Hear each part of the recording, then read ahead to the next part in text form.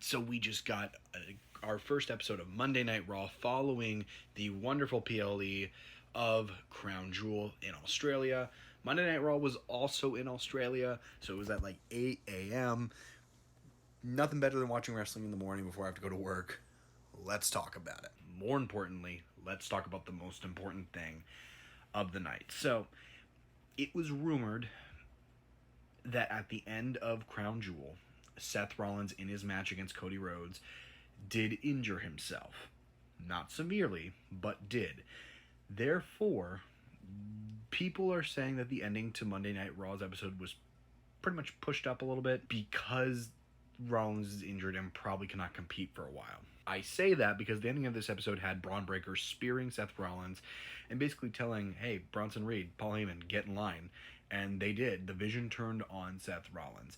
And this is a huge storyline moment, especially because this is what we have been building pretty much the entire year, is the Vision and how dangerous they are as a faction. And they had just reached the top, like, mountain peak. Seth Rollins said so himself on this episode of Raw. And then that mountain peak is just taken away when Braun Breaker turns everybody against Seth Rollins. I'm not saying this is something that wasn't going to happen. I'm not mad at the choice. I think that this is something that it was going to happen regardless. I do think, however, that it was pushed up and that this was not supposed to happen now, but probably later. But because Seth might actually be injured, it kind of forced WWE's hand to pull the trigger early. I know the first thing you're going to say is Seth Rollins really injured? Yes, I think he is. I don't think this would be a ruse. I don't think they would try to... 3 months ago, the ruse was revealed. Seth Rollins came in, dropped the crutches. He wasn't really injured. I don't think they would do it again now more than ever.